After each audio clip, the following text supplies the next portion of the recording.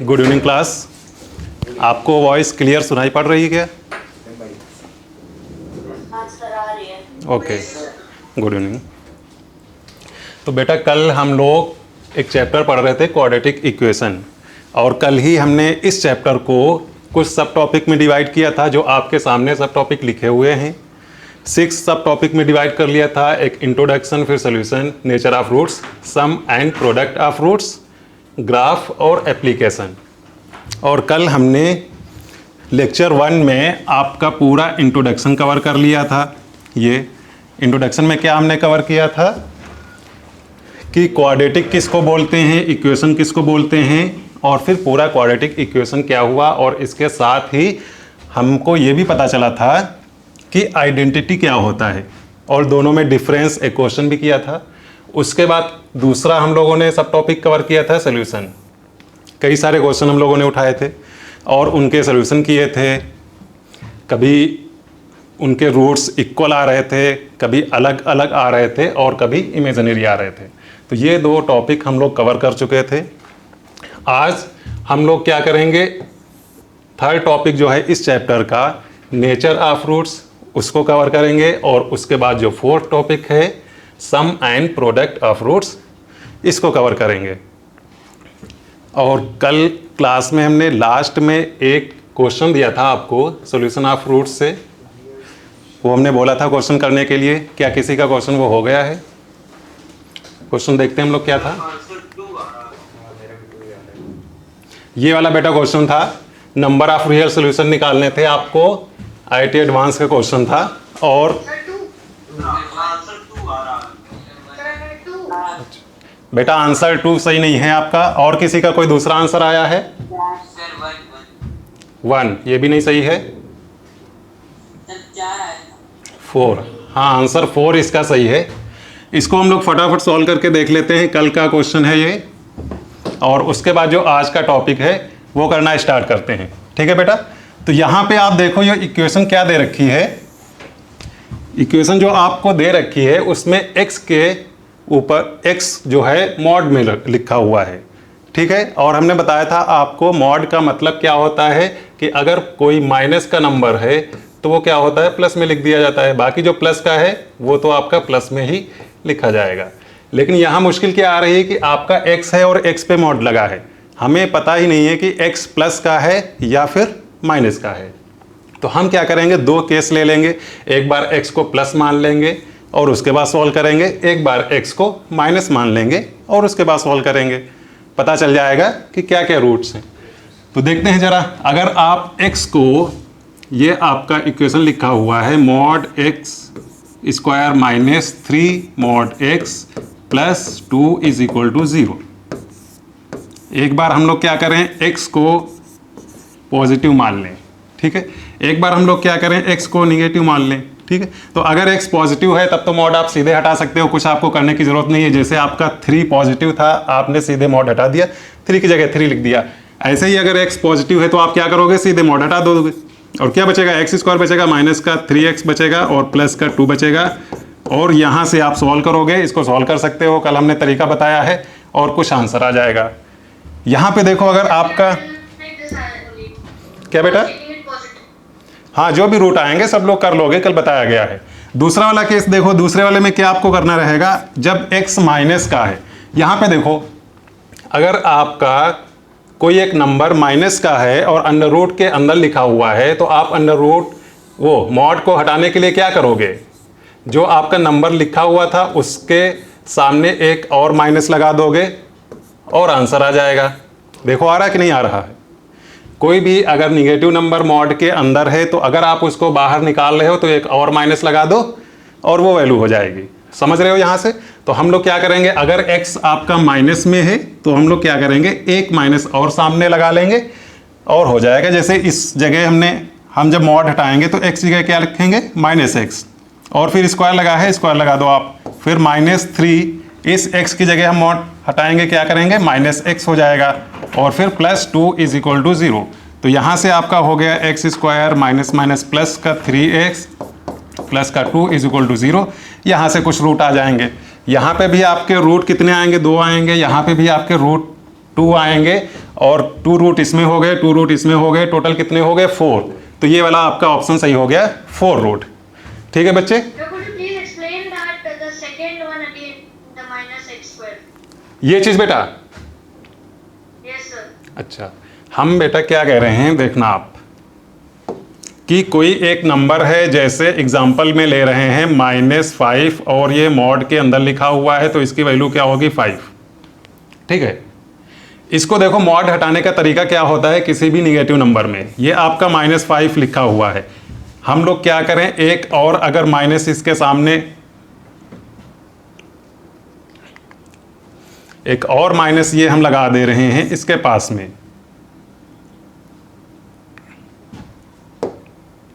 ये थोड़ा सा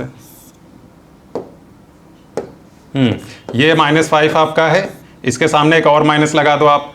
अब आपकी वैल्यू क्या आ रही है, वही आ रही जो मॉड की वैल्यू आई थी। ठीक है, तो किसी नंबर में मॉड हटाने के लिए हम लोग क्या करते हैं, अगर वो नंबर निगेटिव है तो एक और माइनस से उस नंबर को मल्टीप्लाई कर दो, मॉड की वैल्यू आ जाएगी। जैसे कि ये -5 में हो रहा है, ये बात आप समझ रहे हो? क्यों बेटा? तो वही काम तो हमने यहाँ पे किया है कि अगर x आपका निगेटिव नंबर कोई है तो हमने क्या किया है, मॉड को हटाया है और एक माइनस लगा दिया है उस नंबर की जगह। नंबर मॉड के अंदर क्या था, ये था x लिखा और उसके सामने हमने माइनस लगा दिया। जैसे कि यहाँ पे आपका -5 था, -5 हमने ये लिखा और सामने माइनस लगा दिया क्योंकि मॉड के अंदर निगेटिव था। वो काम हमने यहाँ पे किया है। अब बताओ आप, समझ में आई बात?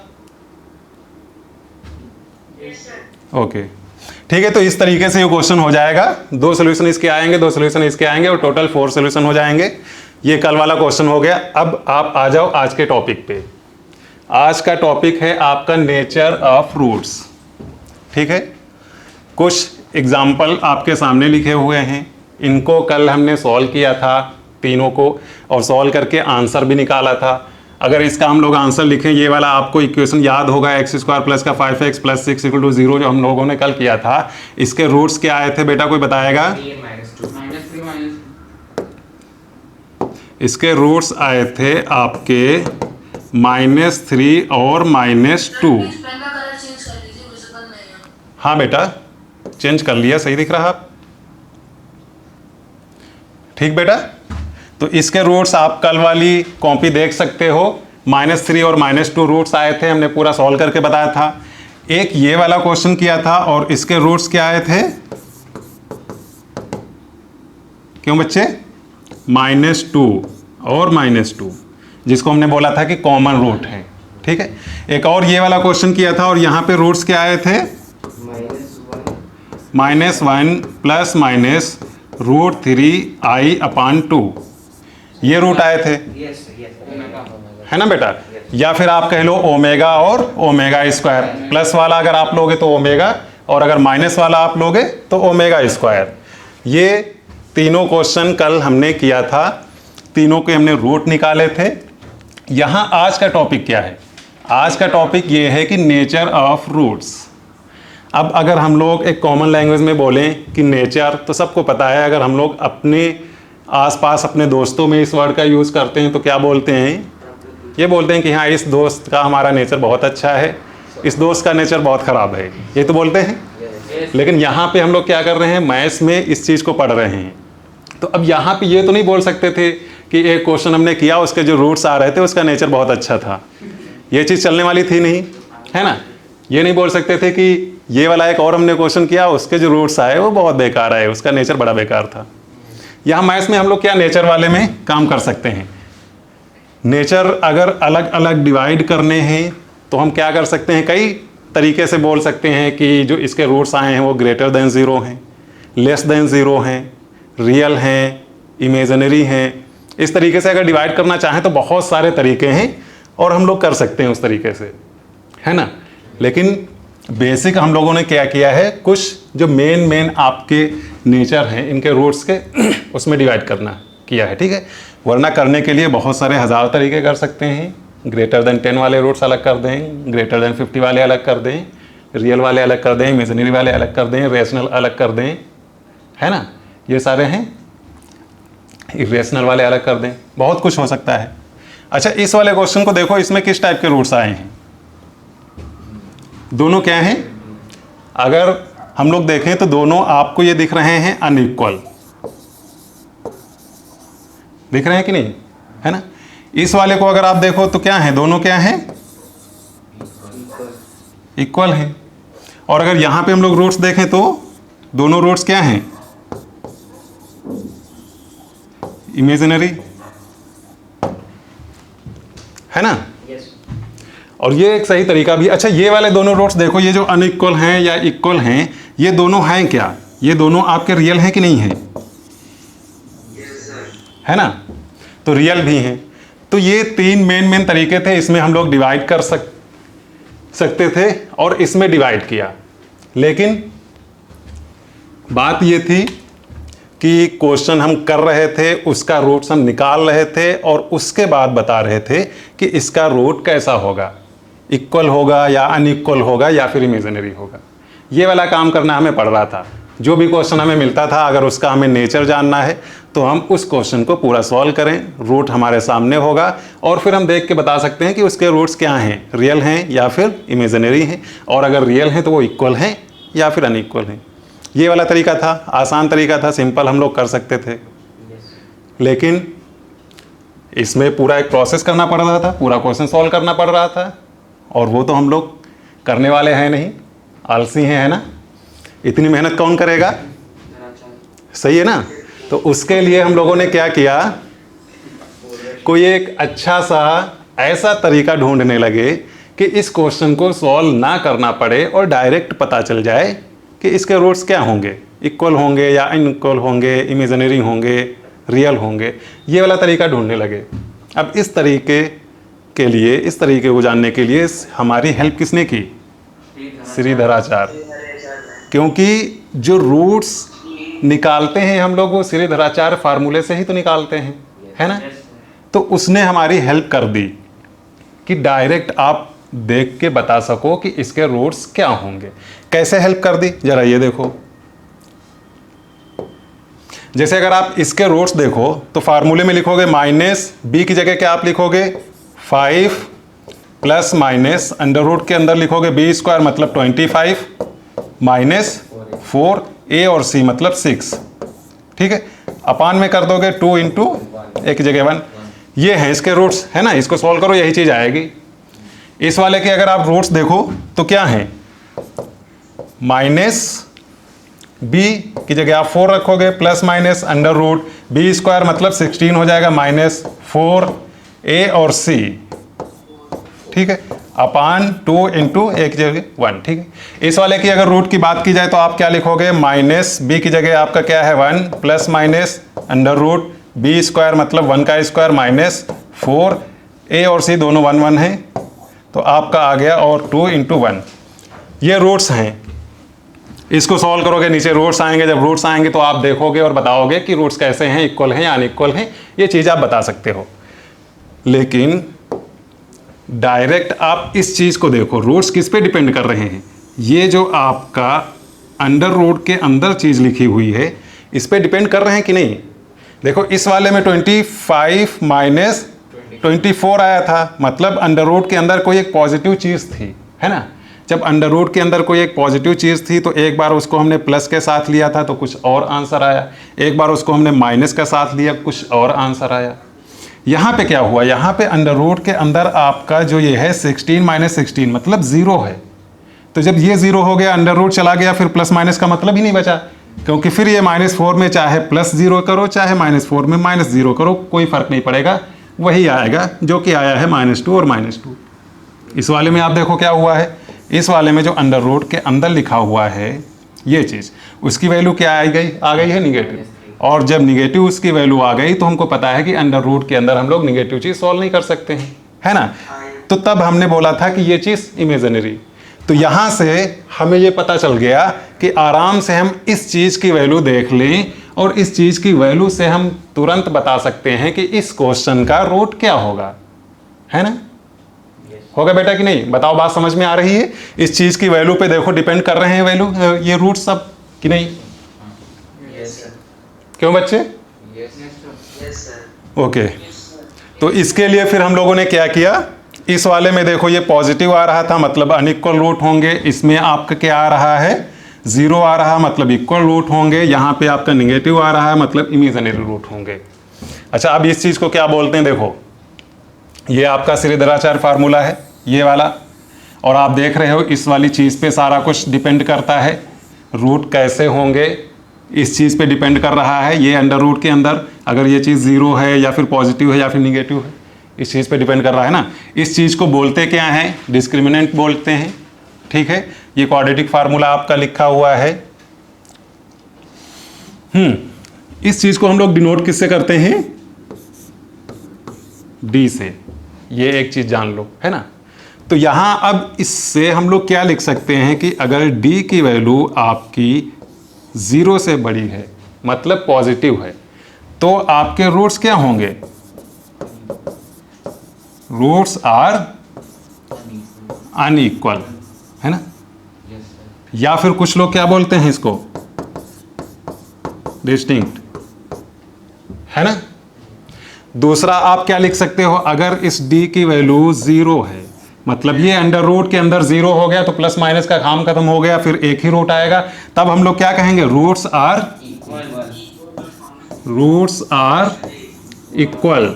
इक्वल का कुछ लोग बोलते हैं सेम, ठीक है बेटा, या फिर आप कह लो कॉमन, ये भी बोल सकते हो। अच्छा तीसरा ऑप्शन क्या बनता है, अगर आपकी d की वैल्यू 0 से लेस है मतलब निगेटिव है।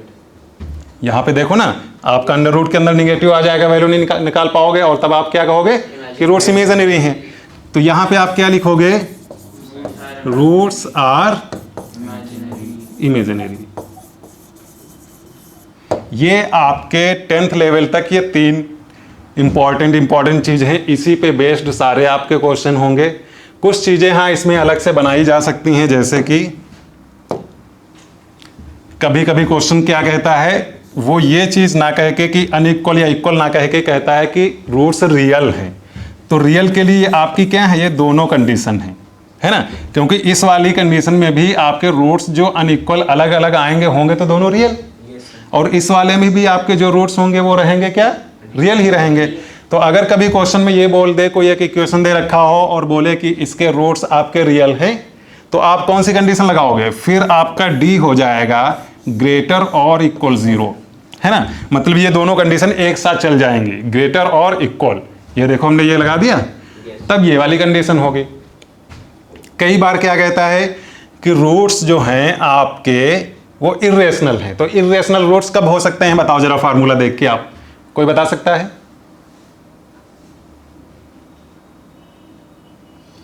10th वाले बच्चे बता सकते हैं। इर्रेशनल क्या होता है, जैसे कि √3 है, √5 है, √10 है, ये सारे नंबर आपके क्या हैं, इर्रेशनल है। हाँ, लेकिन यहां से हम कैसे बताएंगे कि कब आपके रूट इर्रेशनल आएंगे। यहां पे देखो बेटा, ये अगर इसकी वैल्यू आपकी जो ये अंडर रूट के अंदर लिखा हुआ है, अगर ये परफेक्ट स्क्वायर नहीं है, परफेक्ट स्क्वायर आपका नहीं है, तो इर्रेशनल रहेंगे कि नहीं रहेंगे। मान लो अंडर रूट के अंदर 3 आ गया, तो अब आपका इर्रेशनल ही रहेगा, क्योंकि अंडर रूट 3 में कुछ भी आप ऐड करो या सब्ट्रैक्ट करोगे इर्रेशनल ही रहेगा। बात समझे। तो जब इस अंडर रूट के अंदर वाला ये मतलब d की वैल्यू अगर परफेक्ट स्क्वायर नहीं है, तो रूट आपका इर्रेशनल रहेगा। इर्रेशनल मतलब ये वाले नंबर, जैसे √2, √5, √10, ये सब हैं बहुत सारे, ठीक है। और जब ये अंडर रूट के अंदर की वैल्यू आपकी परफेक्ट स्क्वायर होगी, जैसे 16 d की वैल्यू अगर है, तो 16 का बाहर आ जाएगा 4, फिर 4 एक बार प्लस करोगे एक बार माइनस करोगे, P/Q का कोई रूट आएगा, इसका मतलब तब क्या आएगा, रेशनल। तो इन 3 के अलावा अगर वैसे तो आपका 9th 10th में कभी ऐसा क्वेश्चन नहीं आएगा, लेकिन आगे चल के अगर कोई पूछ लेता है कि हमें d की वैल्यू बताओ कि आपके रूट्स क्या हो, इर्रेशनल हो, तो इर्रेशनल के लिए d की वैल्यू क्या हो, परफेक्ट स्क्वायर ना हो, और रेशनल के लिए d की वैल्यू परफेक्ट स्क्वायर हो। बात समझे। तो वो दो और आप अलग से यहां से समझ सकते हो, बाकी मेन आपके ये 3 तरीके हैं, ठीक है। ये आपका हो गया नेचर ऑफ रूट। ठीक है, ये टॉपिक आपका ख़त्म हो गया। तो नेचर ऑफ रूट का हमने क्या किया, 3 क्वेश्चन लेके अभी हमने देखा कि उसको सॉल्व करके एक तरीका था, और फिर उसके रूट्स देखें और बता दें इसका कैसा नेचर है। एक हमारे पास ये फार्मूला ऑलरेडी था रूट्स का, और यहाँ से हम सीधे आपको डी की वैल्यू निकाल के बता सकते हैं कि इसके रूट्स क्या होंगे। आपको पूरा क्वेश्चन सॉल्व नहीं करना पड़ेगा। ठीक है, अब इस पे हम 2 क्वेश्चन कर लेते हैं फटाफट, उसके बाद नेक्स्ट टॉपिक पे आते हैं। देखो ये क्वेश्चन आपके सामने लिखा हुआ है, क्या है, discuss the nature of root of the equation. ये एक आपके सामने इक्वेशन लिखी हुई है, इसका नेचर बताना है। तो इसके नेचर के लिए आप देखो a की वैल्यू क्या है 2 और b की वैल्यू क्या है -4 और ये है आपकी c की वैल्यू। तो आप d की वैल्यू निकाल लो, आपको पता चल जाएगा। d क्या होता है आपका b² - 4ac, और इसकी वैल्यू निकालो, b² करोगे मतलब -4 का स्क्वायर करोगे, -4 का स्क्वायर करोगे -4, a की वैल्यू आपकी 2 है और c की वैल्यू आपकी 3 है। तो 4 का स्क्वायर 16 माइनस ये 24 क्या आ रहा है बच्चे, कोई निगेटिव नंबर आ रहा है कि नहीं? yes. मतलब ये जो d मतलब जो अंडर रूट के अंदर होगा, जो आपका ये रूट्स होता था x = -b plus minus under root b² - 4ac upon 2a। तो ये b² - 4ac की वैल्यू हम निकाले और वो वैल्यू आ रही है आपकी निगेटिव। यहाँ पे मतलब निगेटिव आ जाएगा जो भी नंबर आएगा, और जब निगेटिव आएगा तो हम रूट्स आपको नहीं निकाल के दे पाएंगे। तो हम क्या कहेंगे कि इस वाले इक्वेशन के रूट्स क्या हैं, इमेजिनरी है ना। तो आप यहाँ सीधे सीधे लिख सकते हो क्या कि रूट्स आर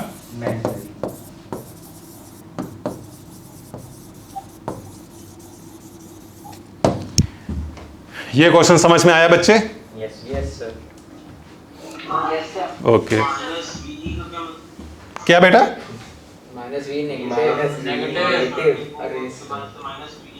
बेटा b की वैल्यू क्या है -4, यहां से देखो विद साइन आपको वैल्यू लेनी होती है। ठीक है, a की वैल्यू क्या है 2 और c की वैल्यू क्या है +3 है ना। तो ये वैल्यू हमने यहाँ पे पुट की है, देखो निगेटिव आ रहा है। तो निगेटिव जब यहाँ आ जाएगा तो आपका रूट क्या हो जाएगा, इमेजिनरी हो जाएगा, हम निकाल ही नहीं पाएंगे। बच्चे इसका मतलब है निगेटिव, समझ गए बच्चे, निगेटिव। ठीक है, आप 16 - 24 कर लो, जो भी आ रहा है वो लिख लो। ठीक है, माइनस का 8 लिख लो। चलो नेक्स्ट क्वेश्चन करते हैं जरा नेचर ऑफ रूट पे। ये देखो, find the value of k so that the equation 3x² kx + 2 = 0 has equal roots. ये क्वेश्चन क्या कह रहा है कि जो यहाँ पे आपका एक ये इक्वेशन दे रखा है, इसके रूट्स क्या हैं, इक्वल हैं। इसके रूट्स इक्वल हैं और k की वैल्यू आपको निकालनी है। तो रूट्स इक्वल कब होते हैं, जब b² - 4ac की वैल्यू 0 हो जाए, अंडर रूट के अंदर 0 आए, तभी तो रूट्स इक्वल होंगे। तो इसमें आप निकालो b² - 4ac और इसको 0 कर दो, k की वैल्यू आ जाएगी। देखो तो सबसे पहले आप देख लो a क्या है आपका ये 3, b आपका क्या है k और c आपका क्या है 2। तो आप d की वैल्यू निकालो एक बार जरा, b² - 4ac और इसको कर दो 0 इक्वल रूट्स के लिए, है ना। तो b² आप करोगे मतलब k² - 4, a की जगह आपका 3 है, c की जगह आपका 2 है। ठीक है, और इसको 0 के इक्वल रख दो, तो आपका हो गया k² माइनस कितना हो गया 24 = 0। तो इस हिसाब से k² = कितना हो गया 24। तो k की वैल्यू कितनी आ गई बेटा बच्चे, k की वैल्यू कितनी आई, k की वैल्यू नहीं नहीं बेटा,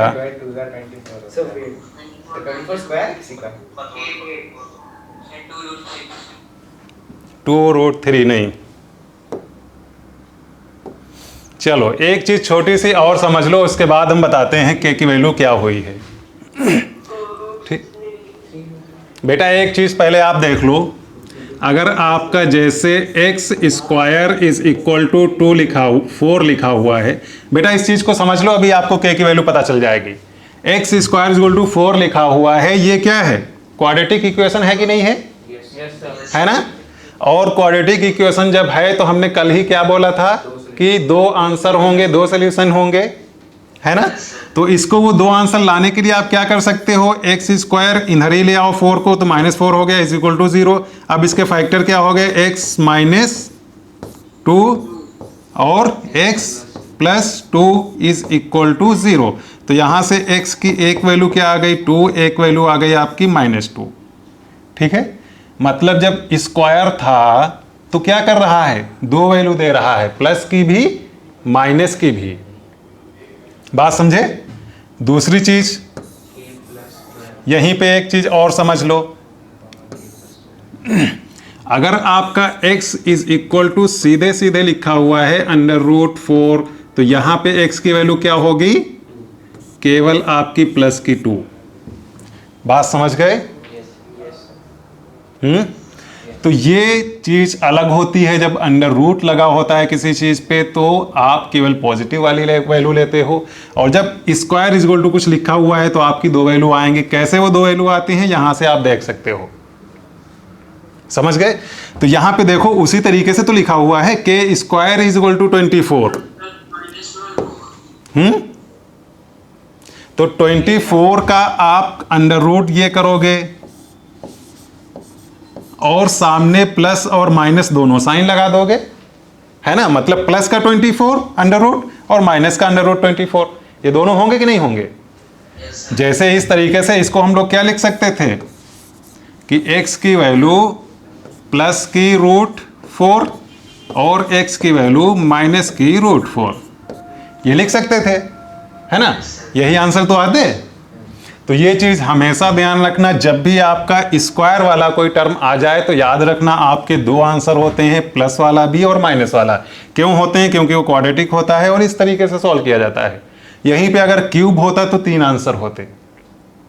ठीक है, उस चीज को भी लिख लो, हो सकता है आगे काम आ जाए। जैसे कि x³ इज इक्वल टू लिखा हुआ है 1, कुछ लोग क्या करेंगे, x इज इक्वल टू केवल 1 कर देंगे, लेकिन इसके साथ में 2 आंसर और होंगे। कौन कौन होंगे? एक आपका ओमेगा होगा, एक आपका ओमेगा स्क्वायर होगा, जो हमने कल बताया था। ठीक है, और ये चीज कैसे आता है, जब आप करोगे x³ और इस 1 को इधर ही लाओगे और 1 पे तो आप क्यूब लगा सकते हो, इज इक्वल टू 0 रख दो। ये आपका एक फार्मूला है a³ - b³, इस फार्मूले को ओपन करोगे और ये तीनों रूट आ जाएंगे। ठीक है, तो कभी भी x³ इज इक्वल टू 1 लिखा है तो इसका मतलब x की वैल्यू केवल 1 नहीं होगी, 3 आंसर होंगे, 1 ओमेगा और ओमेगा स्क्वायर।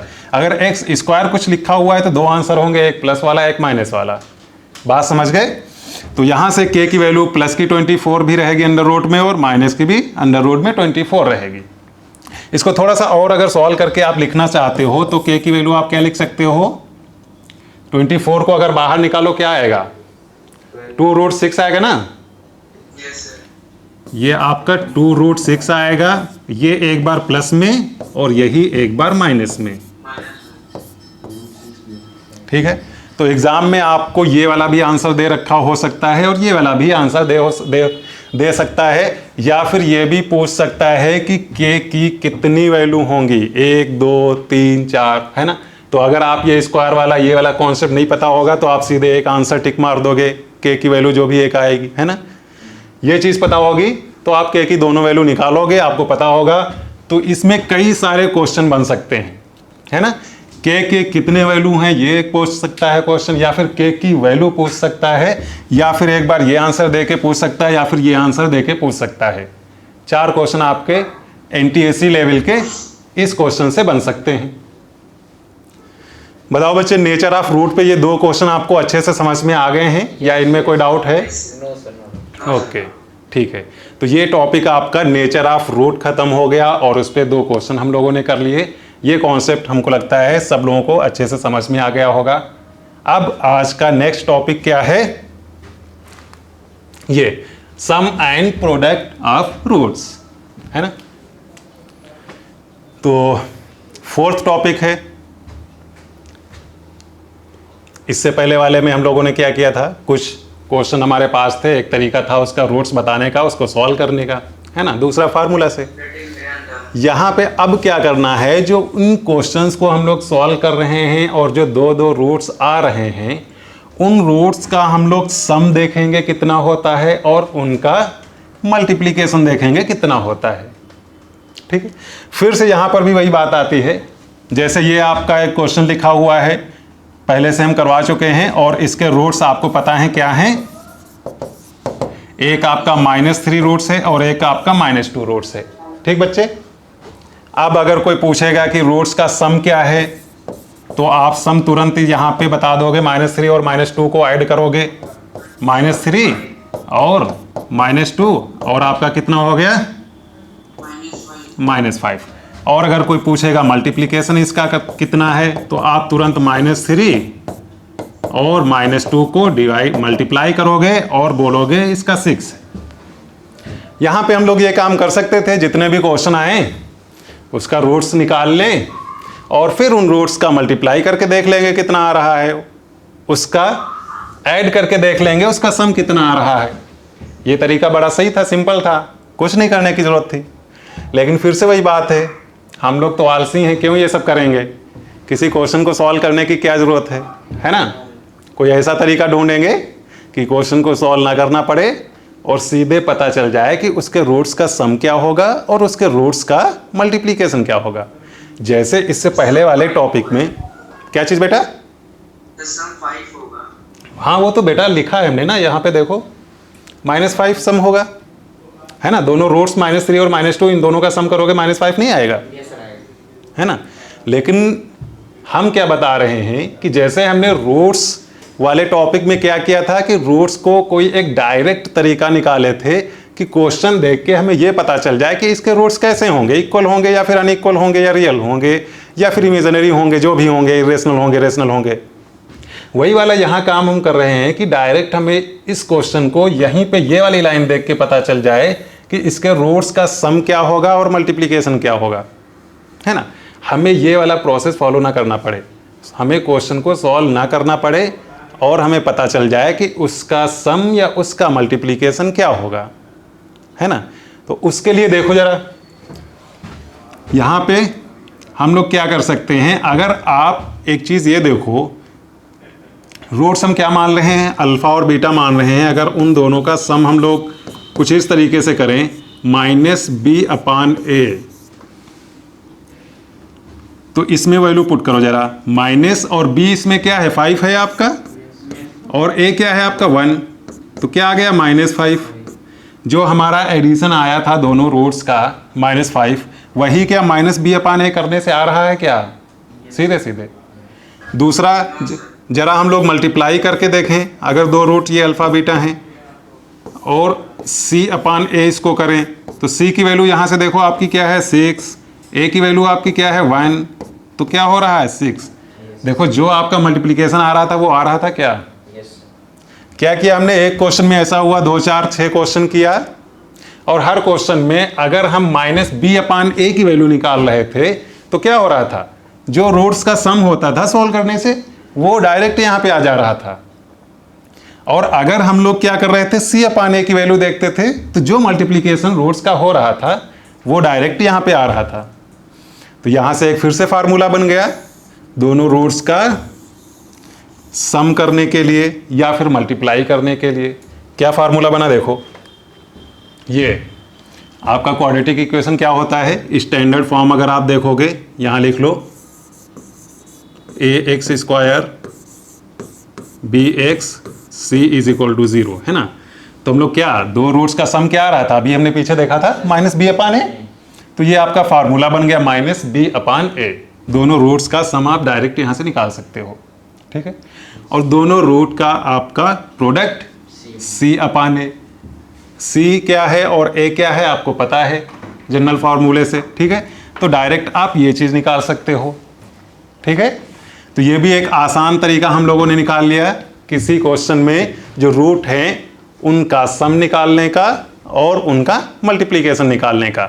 वो प्रोसेस ताकि फॉलो ना करना पड़े, टाइम ज़्यादा ना लगे, आसानी में सीधे एक लाइन में निकल आए, ठीक है। अब ये टॉपिक हो गया आपका सम और प्रोडक्ट निकालना जान गए हो। हाँ। जैसे अभी हमारा जो बी है क्वेश्चन में वो माइनस में नहीं, तब भी अगर माइनस लगाएंगे ना। हाँ बेटा, माइनस लगाएंगे। ये तो बी की वैल्यू यहाँ अलग से जो भी आपके क्वेश्चन के अकॉर्डिंग रहेगी वो डालनी है, ठीक है। ये माइनस फार्मूले में साथ में है, इसका और बी के साइन से कोई मतलब नहीं रहेगा। बी का जो भी साइन रहेगा, अगर बाय द वे माइनस में बी कुछ है तो वो माइनस लिखेंगे और फिर माइनस माइनस वो प्लस का हो जाएगा, ठीक है। अच्छा, इसको अगर हम लोग प्रूफ करना चाहें कि ये माइनस बी अपान ए कहाँ से आया है तो वो क्या कर सकते हैं। रूट्स क्या होते हैं सबको पता है। एक होता है minus b plus minus under root b square minus 4ac upon 2a। एक ये आपका रूट होता है और दूसरा रूट क्या है, minus b minus under root b square minus 4ac upon 2a। ये आपके दो रूट, कोई भी क्वाड्रेटिक इक्वेशन है यही रूट होंगे। क्यों बच्चे, एक ये वाला रूट होगा आपका कोई भी क्वाड्रेटिक इक्वेशन हो, और एक ये रूट होगा। होगा कि नहीं होगा। अब अगर इन दोनों का सम निकालना है तो आप क्या करोगे, दोनों को सम कर दो। देखो ये जैसे हम सम करेंगे 2a दोनों इक्वल हैं, आप इसको ऐड कर दो, ये एक प्लस का ये एक माइनस का कट जाएगा पूरा पूरा ये इससे, है ना। माइनस बी क्या हो जाएगा आपका, माइनस का 2b और नीचे क्या हो जाएगा 2a। ये 2 आपका इस 2 से चला गया, क्या बचा माइनस का b अपान a। तो अगर प्रूफ की आप बात करो तो यहां से प्रूफ निकाल सकते हो। दोनों रूट्स का सम देखो वही आ रहा है जो आपको पहले से बताया गया है, ठीक है। अगर उसका मल्टीप्लाई आपको देखना है तो इन दोनों को यहाँ प्लस की जगह आप मल्टीप्लाई लगा दो और दोनों को मल्टीप्लाई कर दो, है ना। नीचे का क्या करोगे 2a मल्टीप्लाई होके 4a स्क्वायर हो जाएगा, ऊपर वाले को आप मल्टीप्लाई कर लो, जो आपका है c अपान a यही आ जाएगा, ठीक है। चलो अब इस टॉपिक पे हम लोग दो क्वेश्चन देख लें।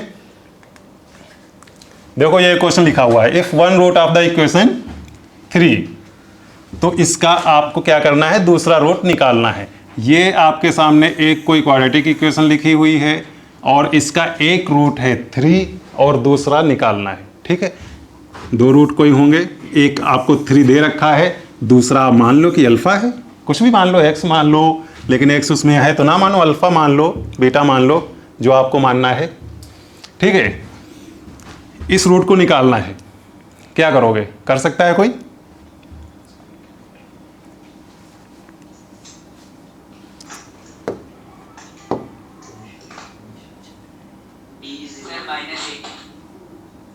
ठीक है, देखते हैं। तो आपका एक रूट ये 3 है, दूसरा रूट हमने अल्फा मान लिया, और अभी अभी हमने पढ़ा है दो रूट्स का सम क्या होता है, 3 और अल्फा। ये जो दो रूट हैं इनका सम क्या होता है, माइनस बी अपान ए होता है। माइनस बी अपान ए मतलब माइनस, और बी की जगह यहाँ देखो क्या है, -5 -5 बेटा, और ए की जगह क्या है 1, तो क्या आ गया, ये आ गया 5। ये 5 किसके इक्वल आया है, 3 प्लस अल्फा। तो यहाँ से अल्फा जो दूसरा रूट है वो कितना आ जाएगा, 5 - 3 इज इक्वल टू 2।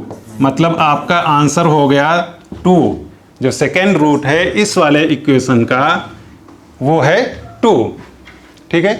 तो इस तरीके से आप इसको निकाल सकते हो। समझ गए बच्चे। Yes sir. ओके, चलो नेक्स्ट क्वेश्चन देख लो। क्या लिखा हुआ है, if the root of the equation be 2 consecutive integer then b square -4ac, इसको निकालना है। ये जो आपकी वैल्यू लिखी हुई है बी स्क्वायर -4ac, इसको निकालना है। मीन्स में आया हुआ क्वेश्चन है, हाँ 4c बेटा, 4c ही निकालना है, बी स्क्वायर -4c इस चीज को निकालना है। और आपका क्वाड्रेटिक इक्वेशन क्या है, ये एक्स स्क्वायर माइनस का बी एक्स प्लस का सी इक्वल टू 0, ये क्वाड्रेटिक इक्वेशन। इसको सॉल्व करो जरा, कर सकते हो आप लोग। 1 मिनट है आपके पास टाइम, फटाफट देखो हो रहा है।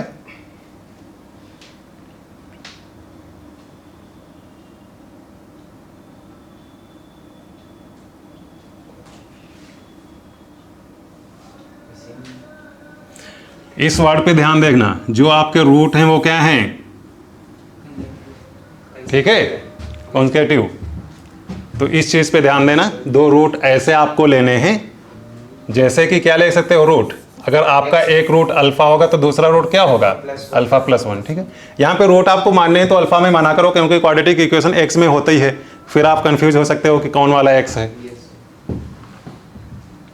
तो ये आपके दो रूट हैं। अब जब ये दो रूट हैं तो आप दोनों रूट का सम तो निकाल ही सकते हो। यहाँ से क्या होगा, अल्फा प्लस 1, एक रूट ये और एक ये रूट, दोनों का सम क्या होगा, माइनस बी अपान ए, तो माइनस और फिर b की जगह क्या है, माइनस बी, अपान a की जगह क्या है आपका 1, तो क्या आया ये b आया, है ना।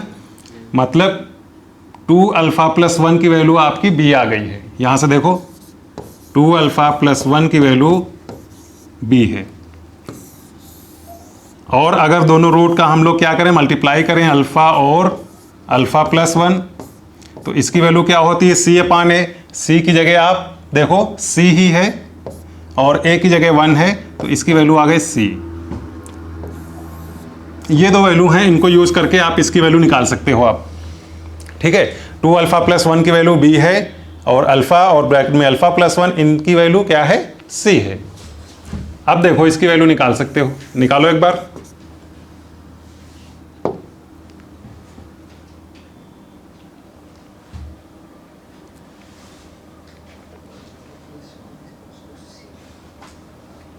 बच्चे क्या करना है, b और c की बस वैल्यू पुट करना है,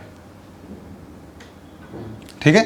b स्क्वायर, b की वैल्यू यहां से उठाओ, क्या है 2 अल्फा प्लस 1, देखो b square minus 4c, b की जगह आप क्या डालोगे, 2 अल्फा प्लस 1, 2 अल्फा प्लस 1 और इसका कर दिया स्क्वायर माइनस 4, c की वैल्यू वहां से देखो क्या है, अल्फा और अल्फा प्लस 1, ठीक है। अब इसको सॉल्व करो, तो ये क्या है, a प्लस बी का होल स्क्वायर, ओपन करो जरा, क्या हो जाएगा, 4 अल्फा स्क्वायर प्लस 1 प्लस क्या होगा, 4 अल्फा होगा, माइनस ये 4 अल्फा का अल्फा से स्क्वायर वो मल्टीप्लाई होगा, क्या हो जाएगा, 4 अल्फा स्क्वायर हो जाएगा, फिर 4 अल्फा को 1 से मल्टीप्लाई करोगे क्या आएगा, 4 अल्फा, ठीक है।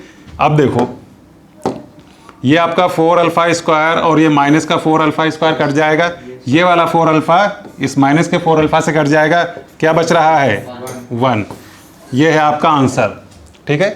तो इस वाले क्वेश्चन में ऑप्शन दे रखे होंगे 1 2 3 4 और आपका उसमें से कौन सा करेक्ट होगा, जो 1 दे रखा है, ठीक है। इसकी वैल्यू आपकी क्या आई, 1।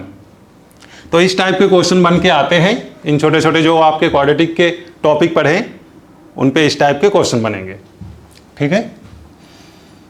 चलो आपका आज का लेक्चर खत्म हो गया है, दो टॉपिक कवर हो गए हैं, एक रूट्स का नेचर निकालना और उसके बाद दूसरा रूट्स का सम निकालना और रूट्स का प्रोडक्ट निकालना, दोनों पे क्वेश्चन हो गए हैं। नेक्स्ट क्लास में हम लोग इसके आगे के टॉपिक कंटिन्यू करेंगे, ठीक। Thank you class.